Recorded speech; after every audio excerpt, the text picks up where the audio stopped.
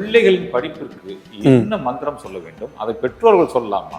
பிள்ளைகளுடைய படிப்பிற்கு பெற்றோர்கள் மந்திரம் சொல்லலாமா, பிள்ளைகள் என்ன மந்திரம் சொல்லலாம் அப்படிங்கிறத நான் உங்கள்கிட்ட பகிர்ந்துக்கணும்னு நினைக்கிறேன். காலகாலமாக நம்மளுடைய முன்னோர்கள் நமது உடம்புல இருக்கக்கூடிய சரஸ்வதி நாடியை வெளிப்படுத்துவதற்காக காயத்ரி மந்திரத்தை கொண்டு ஞானத்தை பெற்றிருக்காங்க.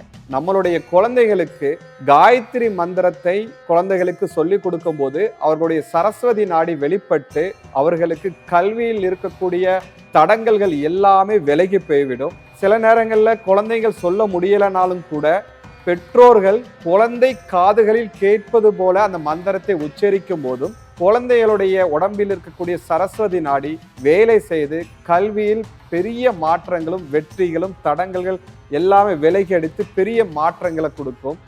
ஓம் பூர் புவஸ்வக தத்வதுர்வ ரேணியம் பர்கோ தேவ சகிமகி தியோ யோன பிரசோதயா. இந்த மந்திரத்தை 108 முறை குழந்தைகளை ஜெபிக்க சொல்லுங்க.